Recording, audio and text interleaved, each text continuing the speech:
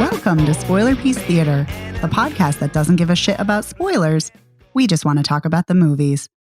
My name is Megan Kearns. I'm a contributor to Edge Media Network, and I'm a member of the Boston Online Film Critics Association.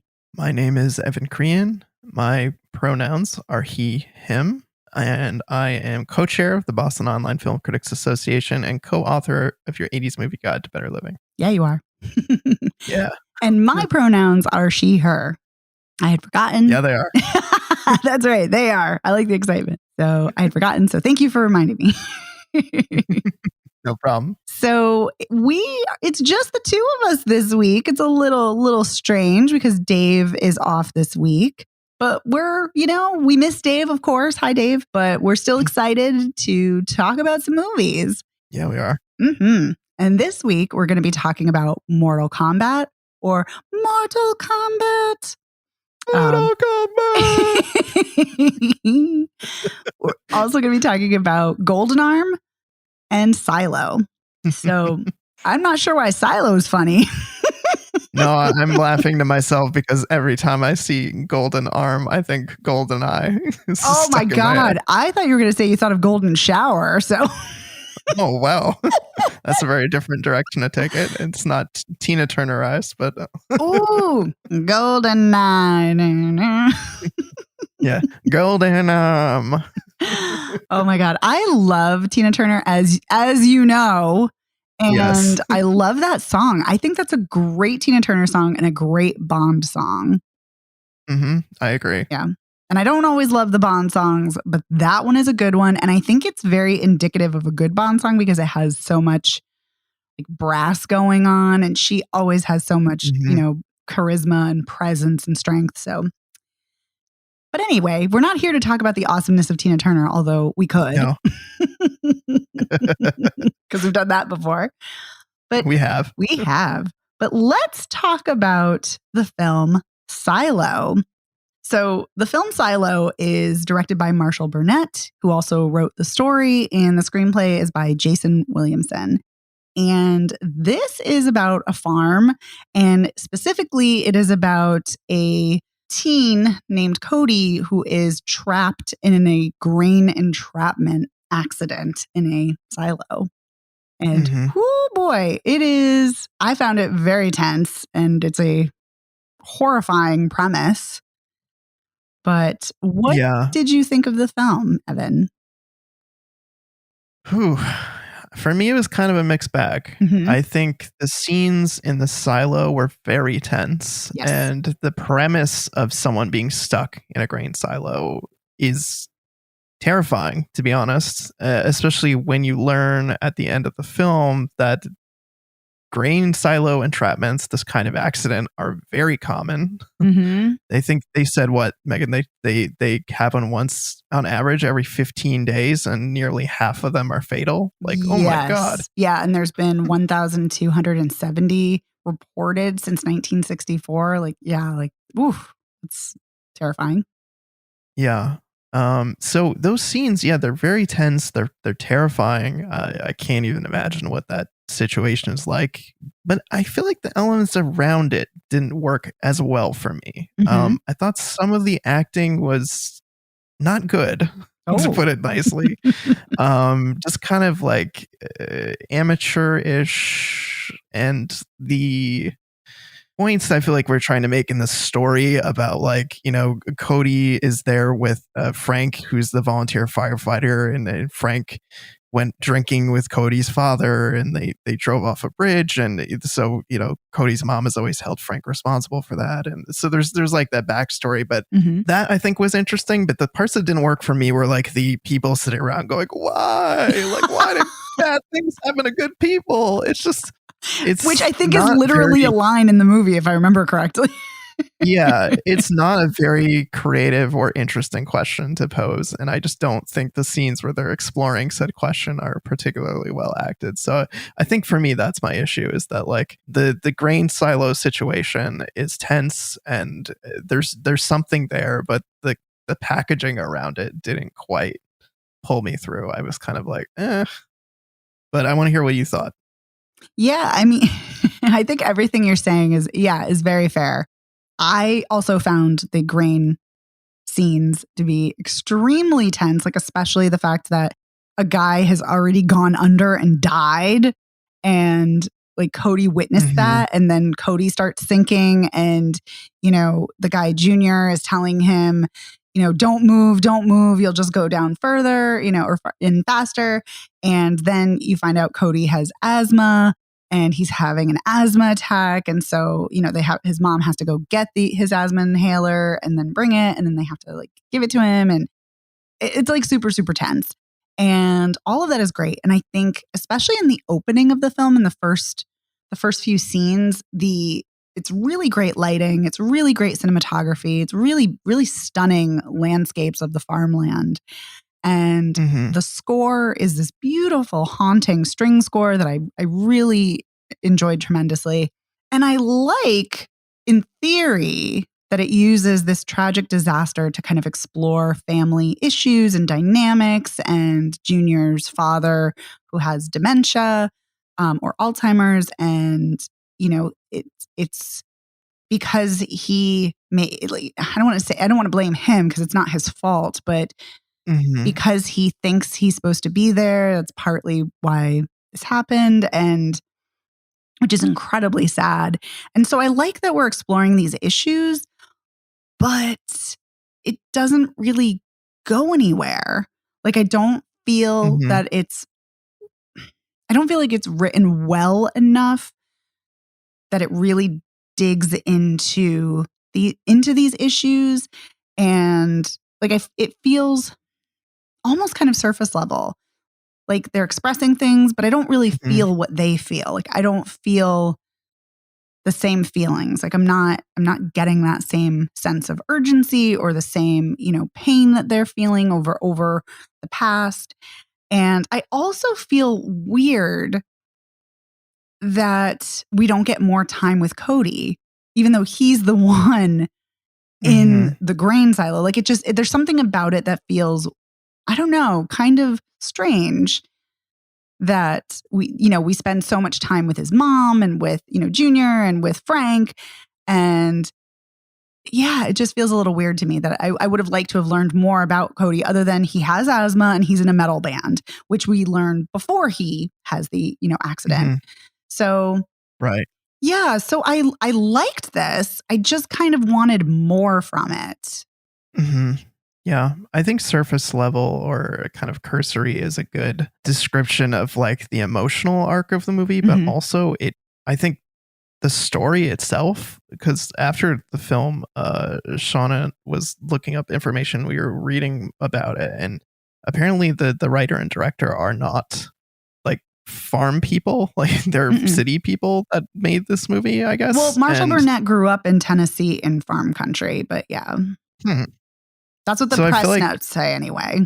Interesting. So I feel like there's definitely a kind of emotional distance from this in a way. And I think, to me, that's part of the problem of why it feels like thin or doesn't quite entirely ring true or feel as authentic. It feels like there's some kind of distance there from the subject, where it's like, I don't feel like this is an intimate knowledge situation. And I think that's kind of a bummer, because I think there was a really good opportunity here to tell a story that's not currently being told, especially to raise awareness about farm accidents. Yeah. And I mean, it's like in the beginning when you see Cody and his friend Lucha walking around, like touching all this really dangerous equipment. It's like, yeah, no wonder people get injured. There's like these big machines and all kinds of moving parts. And like, if you're not careful, you could very easily hurt yourself.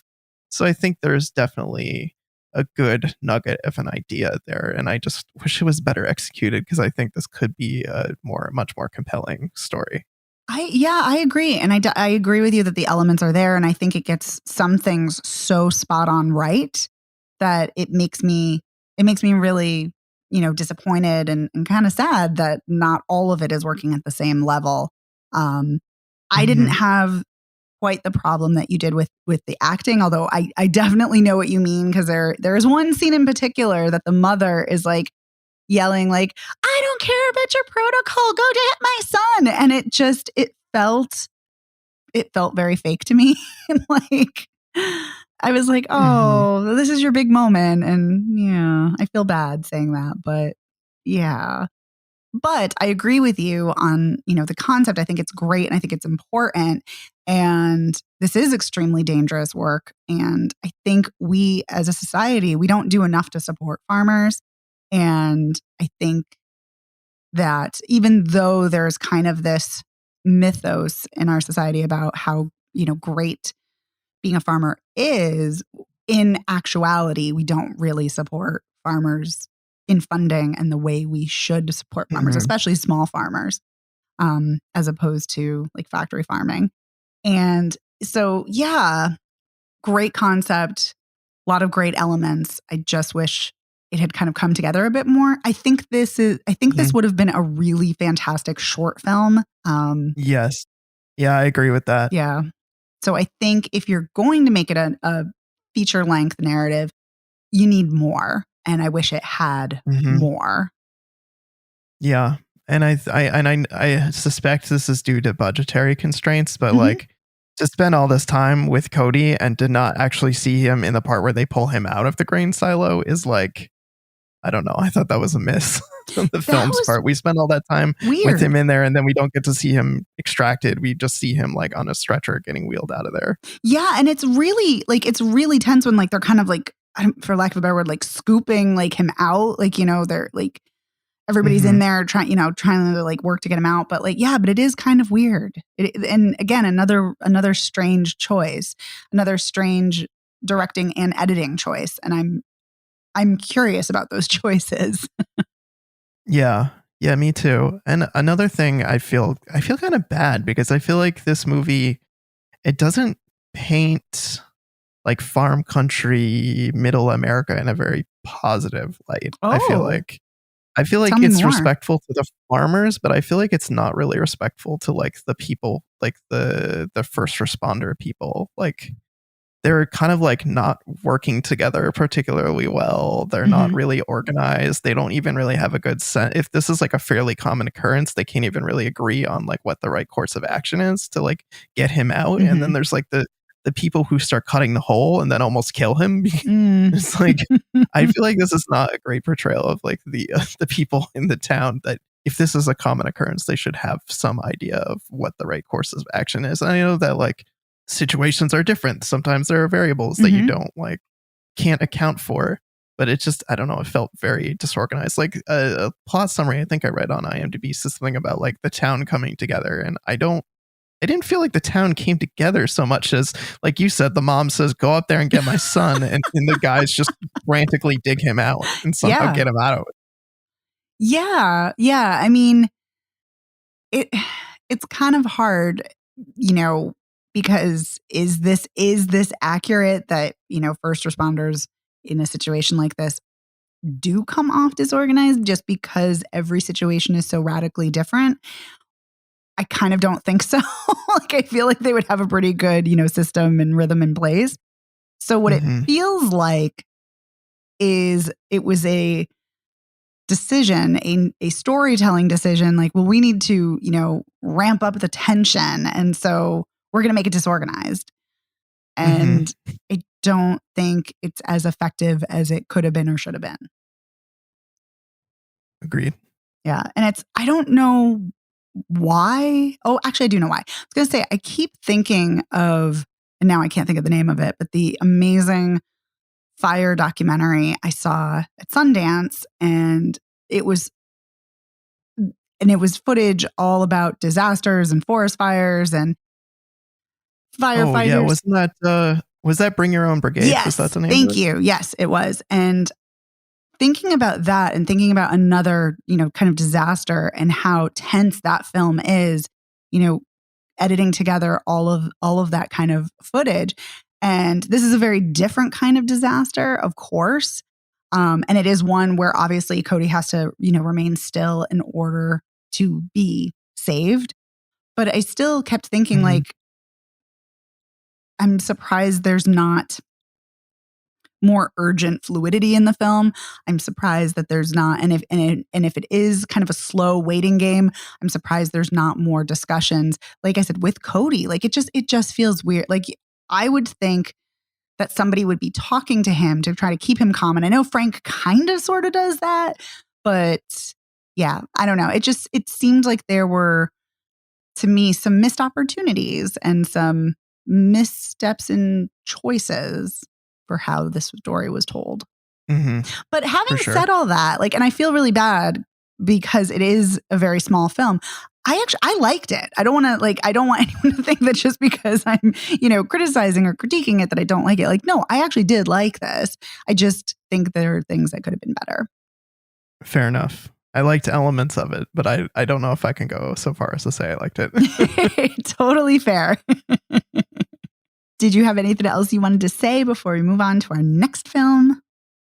No, let's talk about Golden Arm. All right, let's talk about Golden Arm. So Golden Arm is directed by Maureen Barusha, and written by Anne-Marie Allison and Jenna Milley. And this is a film about arm wrestling. I mean, it's much more than that, but it is essentially about arm wrestling. Yeah, it is about a very competitive women's arm wrestling league / championship. Yes. Yes, yeah. And it's a comedy. We should mention that. It's not like the whole time. It's Is that a technical film genre? Arr! Yeah. Like the arm wrestling competitive movie. I mean, the only time I think about arm wrestling movies, I think of Over the Top with Sylvester Stallone. So yeah, I think that's the only one that came into my brain too. I don't think there are others that I'm aware of. I think there's one more. I don't know. I feel like there's like one more that came out like a few years after that one, probably trying to capitalize on it. Yeah, but this is a comedy about a woman, Danny, who gets her arm broken by a competitor. And so she can't compete the way she wants to in the arm wrestling competition. And so she recruits her estranged friend, Melanie, played by Mary Holland, who is a delight and I love from Happiest Season. And Melanie has a bakery, but it's kind of financially struggling, and so Danny convinces her to come with her cross country, not to do arm wrestling though. But she's like, "Oh, we're gonna do this job," and because she's a truck driver, and she's like, "We're gonna do this job, and we're gonna get this money." But it's all a ruse to get her into the arm wrestling competition because she is a secret badass at arm wrestling. Right, or a golden arm, as the title indicates. She looks wimpy, but has incredible arm wrestling abilities and strength. Like people constantly underestimate her. Yes. So, Evan, what did you think of this?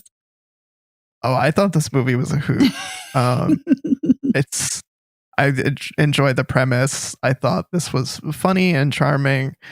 I wish it was funnier more consistently. I feel like it's a little bit uneven in terms of the humor. There are times where I felt like I was like really laughing hard, and other times where it was kind of like crickets. But this is a fun movie. It's like it really leans into the silliness of its premise, and like its characters are quirky and charming, and I don't know. There's like unexpected romance between characters. Yes. There's like just camaraderie between like people who do this. Like I kind of like would equate the people who in the movie who do this to like people who go to like cons together and like do like cosplay, or it's very like communal. I'm laughing as someone who goes to cons. It definitely has that like very collaborative kind of vibe, at least among like most of the competitors, but not Brenda the Bone Crusher, who's the big bad in this movie. She's the villain. Everyone else is like having fun, and there's a great scene like when they show up at the hotel initially, and Danny is giving all the backstories on the people that they're passing, and it's like they're people who have like way more interesting things going on in their other parts of their life, but they also put on crazy costumes and like don these like wrestling style personas to arm wrestle each other, like however often this tournament is. But also it's great that everyone is so warm and like, hey Danny, like even like other competitors. And yeah, you're right, there really is this great sense of camaraderie and everyone kind of banding together, and they're doing this for fun, and they really like, they're very passionate about it. They take this very seriously, but it's also they're there to have a good time, and they're there to have fun and let loose. And that's really delightful to see. And I agree. I thought this was such a pleasant surprise. I wouldn't have thought that an arm wrestling film would have been so charming and delightful. And the reason I wanted to see this was, well, one, I always want to see women directed films. So that's part of it. But the other really big part was I love Mary Holland. She's so great. And I think this film really showcases her talents as a lead and her humor and her timing so well. And I think this is a really sweet, funny film. And I also really liked the friendship between Melanie and Danny. And I loved the unexpected romance too. That was so sweet and very romantic and really nice to see because she's coming out of a divorce. She just signed the papers to her ex-husband. And so, she hasn't been single for like 5 years at least. And yeah, it was just nice. It was just nice to see. And I like the training montage with Dot Marie Jones, who is so Big Sexy. Yes. The name Big Sexy is just funny because it's a funny name. But but Dot Marie Jones, I always liked on Glee. And it was great to see her here. And, it's a small role, but she really makes the most of it. She's so good. And she brings such heart and gravitas to the role. And great training montage, by the way, like really good. That was really entertaining. And my favorite was that she had to stand on the bar table holding the beers and not spill them while people threw things at her. I thought that was the best training exercise to like. It is because, it makes sense. Like, you'd have to work those muscles and you'd have to stabilize them, like your biceps and triceps. But also it's really funny and it's different. And I think that's what I really like about this is that it utilizes physicality in a different way. Like it's like you said, it's incorporating theatrics like regular wrestling as well as cosplay, which I think is great. And I love that Melanie keeps changing her costume throughout or she changes it 3 times. And I love that because she's trying to find the right one.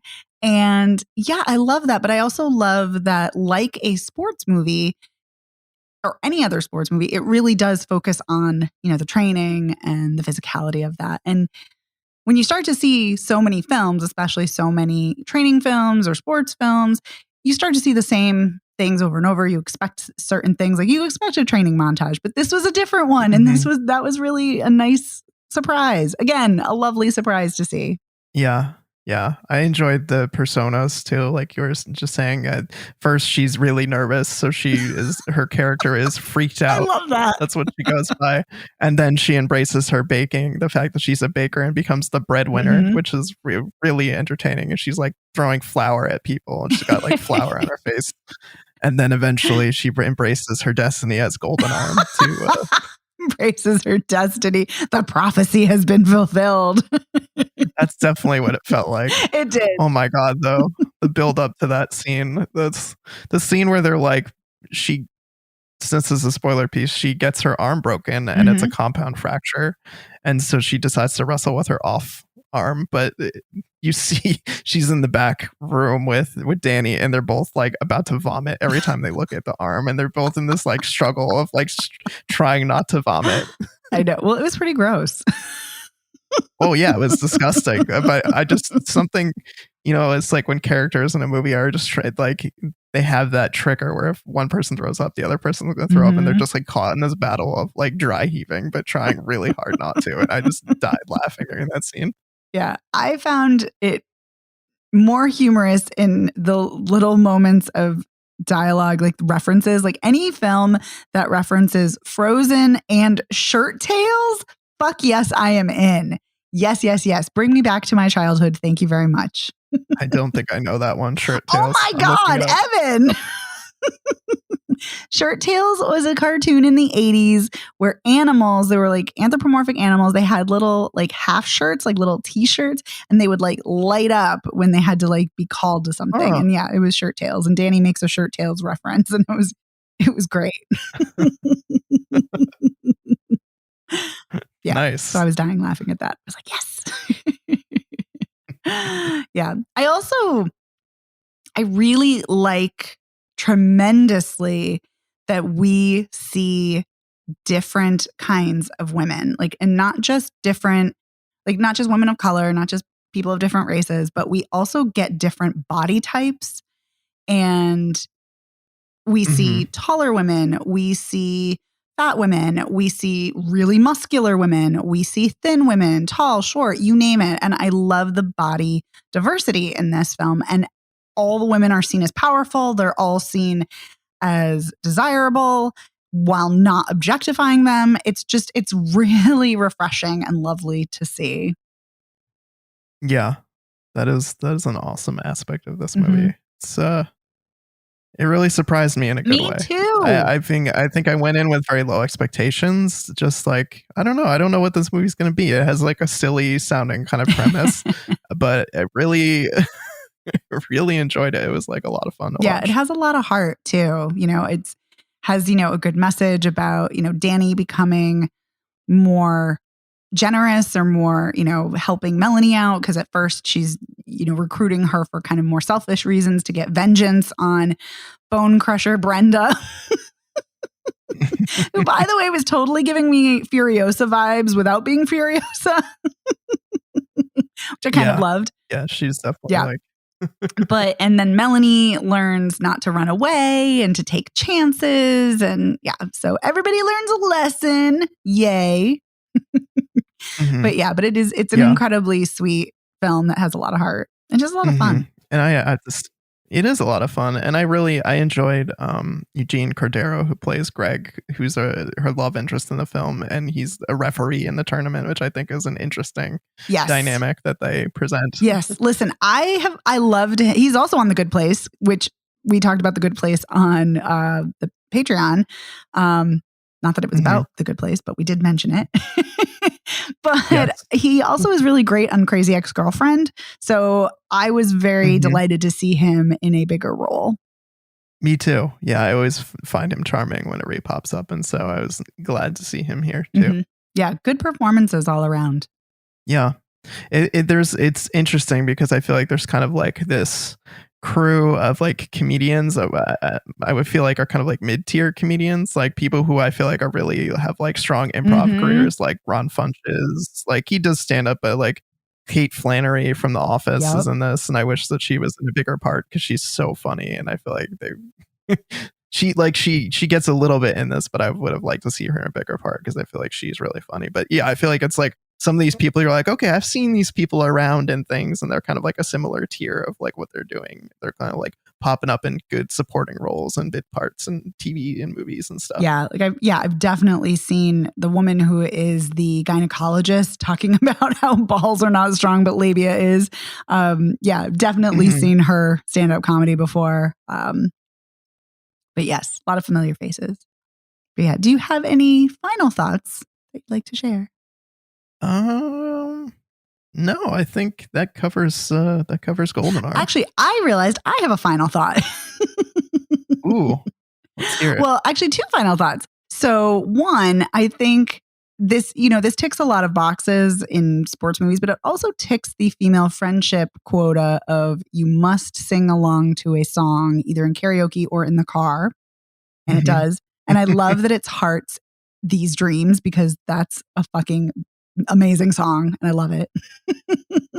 Yeah, it is. I love Heart. I was actually really excited that was in the movie, although that song was stuck in my head after I could not get it out. Earworm. But I love that that's the song she also chooses to come out to, and like everyone is like silent. And then he's like, really Ron Funches is like, he's like, I love that song. That song's amazing. So I love that. And I know we talked about the romance and how it's very sweet. I love that scene where she's like, I have this fantasy where I want to act it out when they're talking about The Natural and they're talking about baseball movies, and then they're at a baseball field and she's like leaning up against the chain fence and then he's leaning too. And then he's like, okay, now your turn. And she's like leaning up against the fence and she's like, ooh, this is a real power move. I feel really dominant. Yeah, I liked that exchange. Yeah, it was very cute and funny and sweet, and I just love that. This was a fun film. Agreed. All right, well, let's talk about our final film, Mortal Kombat. Mortal Kombat. Which, by the way, neither of us can remember if they actually yell in the movie. No, but they do they do say flawless victory. Yeah, they do trade the what would be narrator lines from the video game. Yes. The characters just say them. Yes. So this is obviously, well, I shouldn't say obviously, maybe somebody doesn't know. This is an adaptation of the video games. And this is directed by Simon McQuoid. And okay, I'm trying to think of how best succinctly to give the premise. Evan, do you want to take a crack at it actually? I mean, I'll do my best. So basically there's different realms that fight against each other, and Earth is one realm, and there's another realm called Outworld. Outworld, that's what it's called. So they've been fighting. Outworld and Earth have been fighting in these tournaments, and I guess Earth is one more tournament away from losing, which means that Outworld can control the Earth, and so the leader of sorry, I feel like I'm butchering the spots on me. The leader of Outworld, Shang Tsung, he has a plan to kill off all the fighters in this upcoming tournament before the tournament happens, so Earth will lose and he can take over Earth. And so the movie is about the Earth people assembling their ragtag group of fighters to see if they can even just survive until the next tournament. And so the main character is Cole Young is his name. He's played by Louis Tan, and he's the descendant of a famous warrior who we find out later. The character's name is Hanzo Hasashi, and he becomes Scorpion, or he is Scorpion, and him and Sub-Zero were duking it out back in, I don't even know what year it is in the beginning of the movie. 1676, 1650, somewhere around there. Yeah, it's centuries ago. So I mean, if you have a passing knowledge of Mortal Kombat, you've seen Scorpion and you've seen Sub-Zero, who are the two kind of cloaked ninjas. One is blue and he has the power of ice, and the other is a yellowy orangey color, and he has that cool dagger thing that he throws and can yank people. Get over here. Yeah. Did he actually say that in the movie? I'm trying to remember if he actually... He does. Yeah, he did say it once. So yeah, I mean, it's a group of fighters, and of course Cole is as a descendant of Scorpion. He's kind of coming into his own. He's kind of used to be really good fighter who's kind of been down on his luck for a while and needs to find the gumption to be part of this tournament, for lack of a better word. And that's in this movie is explained this idea of arcana. So each of the people who are fighting in this tournament, they have this dragon brand birthmark thing, and he has it. So he knows he's supposed to be part of this tournament, but he hasn't found his center or his energy or his power. That's what this arcana is. And so he gets kicked around more than some of the other people before he finally harnesses that power. So how did I do? Was that a terrible plot summary? I think that was pretty good. I mean, that's the thing. There's just, I mean, you could just say it's basically about, there's other realms and it's basically a battle for Earth. But yeah, there's a lot of mythology and backstory and a lot happening, a lot of moving parts. So yeah, no, I think you did a good job. Yeah, Thanks. It's funny. And maybe because I played so many of the Mortal Kombat games that I don't feel like it's convoluted, but I feel for a moment I had to take a step back and I was like, oh, I feel like explaining it is a little bit convoluted. Yeah. I mean, and I haven't played so many of the games. I played some of the originals back in the SNES days where I'm okay, Mortal Kombat 2, and maybe some 3 mixed in there. And then random games here or there that I played once. Yeah. I mean, no, but that's really what I played. I played the original games. I played them on Super Nintendo. I played them in arcades. So yeah. But I mean, even in the newer iterations, believe it's still essentially the same core. Outworld's always trying to take over. Yeah. I mean, and for those who aren't aware, this is not the first Mortal Kombat film adaptation. There was one in the mid 90s was the first one, and then they did one, I think, was it in 97? Was Mortal Kombat Annihilation? No, Mortal Kombat Annihilation I thought came later, but maybe not. Now I don't know. Annihilation, 1997. Aha, and then there was Mortal. Yeah. So there's been some attempts to adapt this in the past, and they're mostly met with ire from the fans. And I didn't see Annihilation, but I understand why Mortal Kombat, the original one, people were not a huge fan of. I mean, it's terrible. You have Lord Raiden, who is like the god of lightning, and he's played by Christopher Lambert, and you're like, this is just a weird choice. Like, okay, like this is like a very like what feels like a very Asian centric story, and it's like we've got Christopher Lambert playing Lord Raiden. It's an odd choice. So I think in this movie they do a better job of balancing that out and having like more Asian actors playing Asian characters. That lends a little more authenticity, I'm putting this in quotes, to like this fake fantasy like super crazy world of fighting. Yes. So what did you think of the film? I had a blast. That's amazing. I mean, it's the kind of story you cannot think too hard about, and if you do, you will hurt yourself. Oh, yeah, we're going to get to that. The dialogue, not great. God. I'm it's atrocious. Yeah, it's bad. The writing overall, I think, is bad, but in terms of like the violence and the fights, I really enjoyed I thought the fights were, in my opinion, well choreographed and fun to watch, especially with their like ultra violent conclusions. Like that's kind of was like a major factor in the video games. If you've never played them, listeners, like there's just like always some like super gory aspect in like a finishing move where it's like ripping people's hearts, beating hearts out, spine. And, like or their spine attached to their skull, like Predator style. Gotta love those fatalities, and then babalities. Turning people into babies.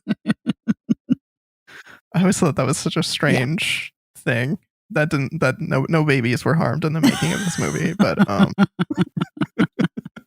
so yeah, I kind of took it for what it was. Like it's like a goofy, fun action movie that I think probably does a better job at adapting the Mortal Kombat like story to screen, even if it's like overall you're like, I mean, writing not so great, dialogue not so great, special effects sometimes also not great. But overall, for me, it delivered what I was expecting, which is like gore and like fight scenes. But I have to know now, Megan, as a Mortal Kombat fan, where do you fall on the scale? Oh my God, I hated it. I thought you might say that. I was. So I will say I did like the gore. Like it was very gory and very violent, and I did like that. Yep. Yeah, and I love the original video game so much. They're so much fun to play. Katana is my favorite character, and I feel some type of way we don't see her, although technically she's not in the first game, so maybe that's why they didn't have her here. Although they had Natara, and she's also not in the first game, so whatever. Boo. Yeah, so very big misstep to not have Katana and not have Sindel, and anyway. But yeah, I actually found this really boring. And I like the dialogue is not great, like you said. But I wasn't expecting the dialogue to be great. Like that is not what I went into this for. What I was expecting was to see interesting, riveting, well choreographed fight scenes. And I actually don't think they were well choreographed. I think they were kind of okay choreographed. I don't think they were terrible, but for me, they weren't really doing anything interesting. And I think the cinematography, while the lighting is really well done in, especially the beginning of the film when they're in Japan, and while the lighting is really good in other scenes, I think overall the cinematography is not good. And I think the editing is terrible, terrible. I was really disappointed at the lack of fluidity with the fight scenes. And I feel that the camera and the editing are really working against the actors and the stunt people. And that's really unfortunate because the whole reason I wanted to see this film was I wanted to see good fight scenes. I was expecting inane dialogue. I was expecting thin character development, but I wanted to see visually stunning fight scenes. And for me, it just completely fell flat. And like I said, I was extremely bored. And because I didn't care about the characters, because they're not well acted, they're not well developed, they're not well written, No. For me, there were zero stakes. So when there are zero stakes, I don't give a shit who lives or who dies. So what do I care? What do I care if this person's dying or that person's dying or that person's getting, hurt? And yeah, it just doesn't matter to me. And so, yeah, yet again, to me, it just shows obviously the importance of good writing, as well as obviously every other element, but especially writing. I feel like so many things come down to that. And sadly for me, it adds to the pantheon of terrible video game adaptations. And I'm really disappointed because I was really looking forward to it. I know. Yeah, we were talking about this movie at least for a couple weeks of like when we were going to get to it, when we were going to cover it on the show. And I'm sad that it didn't deliver for you. I mean, not that I'm saying it really delivered for me, but I felt like I had a blast watching it, even though I knew there was just bad special effects, bad writing. I mean, like I know I made a note here. It just says Sonia Exposition. Like her last name is Exposition because that's all Sonia has to do is exposition in this like huge long chunk of scene. Where I'm glad at least someone made the joke about them spelling Mortal Kombat. That actually was good. Yeah, that was good. But I'm like thinking about exposition and then also thinking about some of the dialogue, which I know we've already said is problematic and not really great. But I'm thinking there's the scene where they're having dinner and Kano keeps saying kind of like racist things. And all he wants is an egg roll and he's pissed off. So he starts spouting, really racist shit. And I'm like, this is what you're including in this film? We already know Kano's a dick. Like, why do we need more of this when this could have been semi-interesting dialogue, either about what's happening or some character development or something, anything. Or we could have gotten another fight scene, something. But yeah. Right. Yeah. I mean, at least in the original Mortal Kombat movie, they dispense with Kano pretty quickly. I mean, I haven't seen it in a very long time, but I actually remember it not being horrible. Like, I actually kind of enjoyed it. And maybe because selfishly, Katana has a, role in it.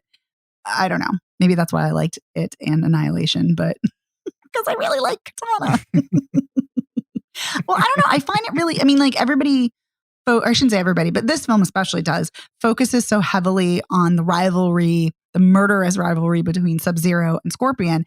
And I mean, I really like both of those characters too, like fighting wise, like playing them. They're really fun to play, especially Sub-Zero, especially later. I feel like in later games, Sub-Zero for me is more interesting. Liu Kang, I also really liked playing, and Melina a little bit too. But yeah, but everybody focuses on their rivalry. But I always found Katana and Melina's rivalry as sisters really interesting because they're on the same side. They're both kind of evil, but Katana's not really evil. Like, she's actually really good. And she's been essentially like kidnapped and her mother is Sindel, like, this queen or whatever. And I don't know. I kind of liked the secret identity. Like, I'm gonna, I was raised in an evil way, but I'm gonna fight for good. It's kind of very like Gamora in Guardians of the Galaxy. I was just thinking that. As you were describing it. Yeah. So yeah, and whenever you have relatives who are fighting, especially like siblings, there's a long, entrenched history. So I just found that really interesting. So yeah. So there are, the thing of it is even though Mortal Kombat's a pretty thin game as far as narrative goes, the characters actually do have extensive backstories. And so I feel like there's a well of information and storytelling to pull from if you don't want to create your own. And yeah, I just feel like it's a missed opportunity. And then again, I don't expect Mortal Kombat to be amazing at character development or dialogue or anything of the sort, but I have to at least care about the characters. Like, at least get some magnetic actors on screen. And maybe they are in other things, because I know Louis Tan has been in other things like Into the Badlands and Wu Assassins, and maybe he's better in those things, but I found him extremely wooden and just one-dimensional here. And just not really interesting. But I will say, I do always love seeing Hiroyuki Sanada. I love him, and he's great. Yeah. He is fantastic. I enjoy seeing him. And when I saw that he was a Scorpion, I was like, hell yeah. I'm so on board with this movie when it opens and we're like seeing his backstory. Yeah. That was he that was a lot of fun. He always makes the most of any role. I've from like small roles like on Lost and roles in Westworld, and I know he's done a million other films, but he's just always a delight to see. So yeah, so I liked seeing him. I liked when he was on screen. But which is not that often, unfortunately. A lot in the beginning, and some toward the end, and then like nothing in between, other than like the occasional flash. Yes, where we have Cole kind of like connecting to his ancestors as he's in hell. What visions he's having. Yes, as he's in hell. Yeah.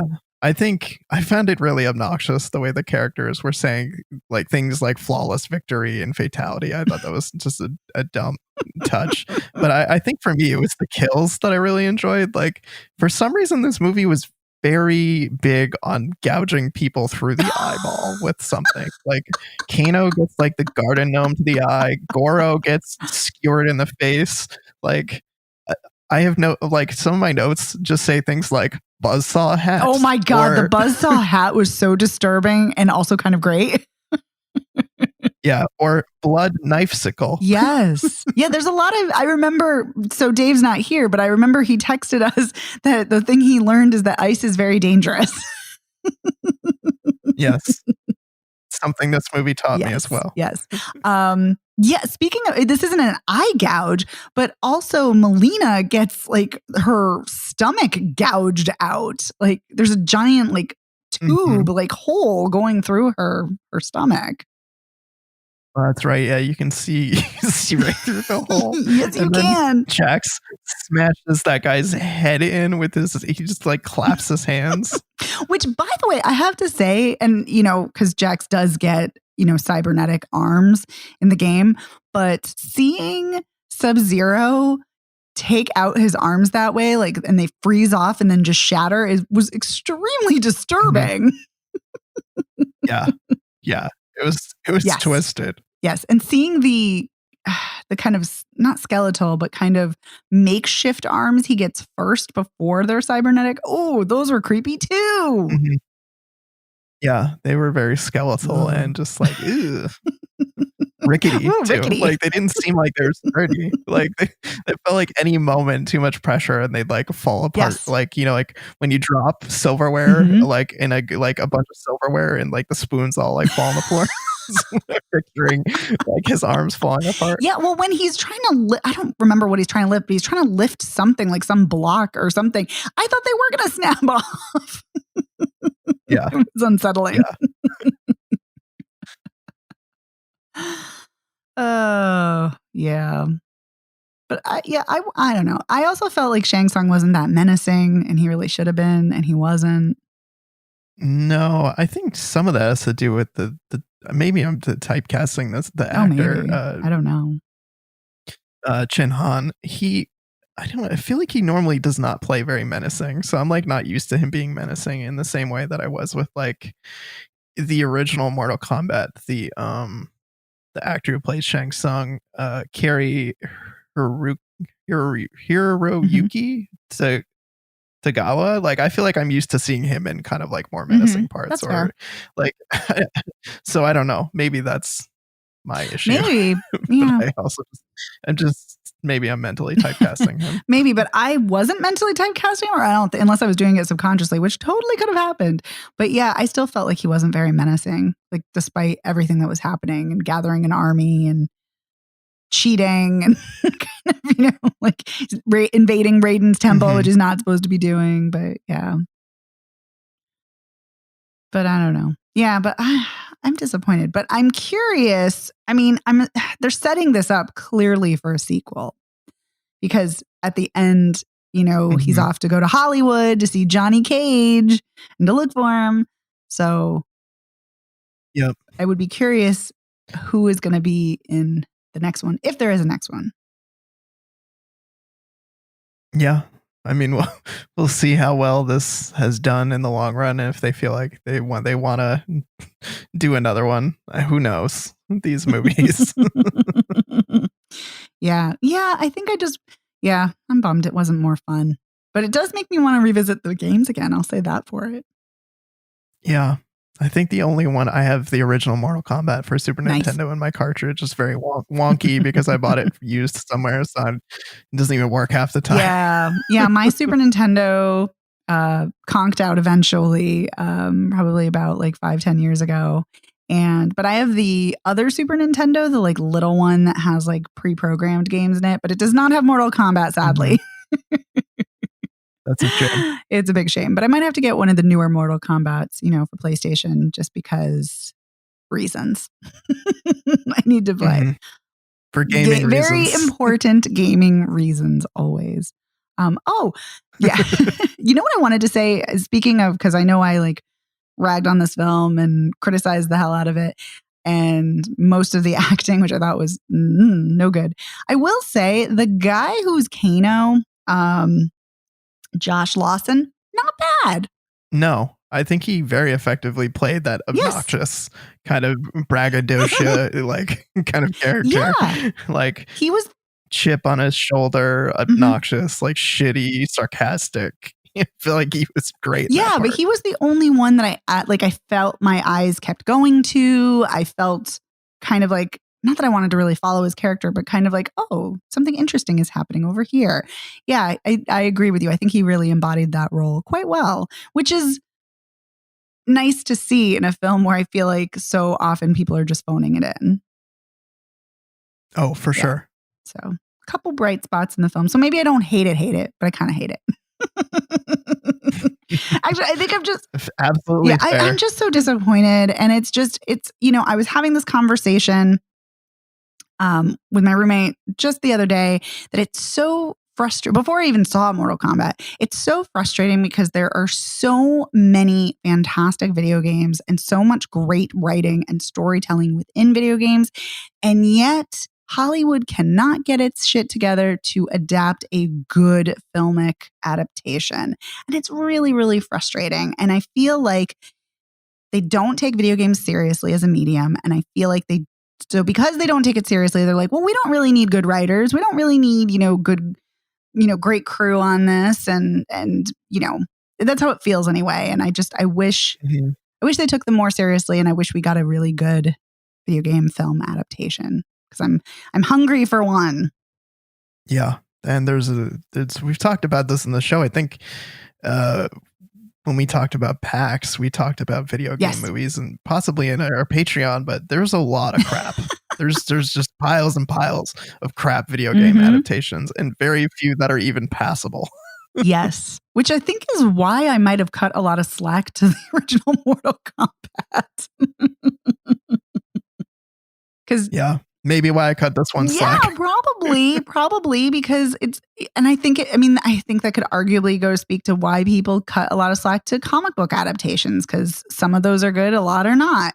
But video game adaptations seem to be egregiously terrible. It's really frustrating. And as someone who loves that medium, as not only the playing mechanics, but as a storytelling medium, it is so creative, and they're telling so many fascinating and emotional and deep stories. It's really frustrating, which, sidebar, is why I'm super, super excited for the Last of Us series on HBO. Ooh. Yes. I haven't played it, but you've heard talked about it often quite fondly. Yes. I love it. It's The Last of Us and The Last of Us Part 2 are my absolute favorite video games of all time. And yes, Dave loves them too. Dave and I have had many conversations about the games because they're just so damn good. But yeah. But I'm really, really glad that you loved Mortal Kombat, because I would have felt bad if we both hated it. Yeah. Yeah, that's never fun. Or maybe, sometimes it is. Sometimes it's fun conversation. True. Like when we talked about Voyagers a couple weeks ago, that was fun. We're all kind of crapped on that movie. No, thank you. I just forgotten about it, Evan, and now it's back. Yeah, no, but I am glad you liked it. But yeah, but like I said, I will say the movie makes me want to play the game again. So kudos to the film for that. But do you have any final thoughts on Mortal Kombat? I do not. I concede to Mortal Kombat.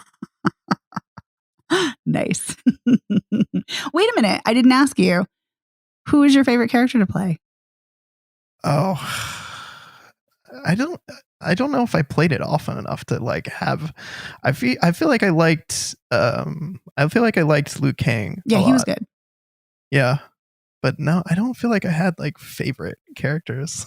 Sorry, that's a disappointing answer. No worries. What about for you? Was Katana? Oh, far and away. Yes, it was Katana. Yeah. Katana was the character. I mean, when I was playing the games, I would play various characters to try to learn all their moves. But Katana was my favorite character and also the character I played when I played in the arcades. So, yep, nice. That fan spin and the fan throwing and the slicing of the fan. Oh, yes, give it all to me. It's all great. All right, well, let's do a recap of what we think of the films and where we can see them. Silo is in theaters and virtually streaming.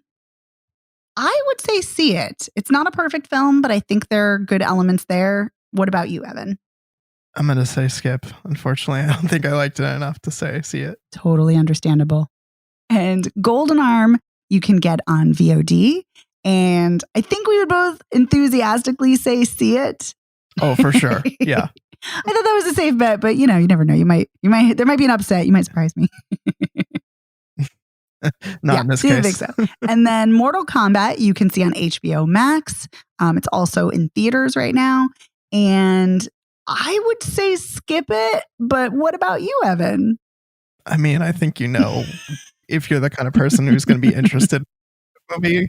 So I would say see it. But if you're not like at all engaged with Mortal Kombat in any capacity, I'd say you could probably skip it. Yeah. I just think there are other better action films out there. But yes. Yeah. But I know you enjoyed it thoroughly. So which I love. I know I keep saying it, but it's so true. So we want to give a huge thank you to our amazing and incredible editor, Otto Clamor. Thank you so much, Otto, for everything you do. Yeah, thanks, Otto.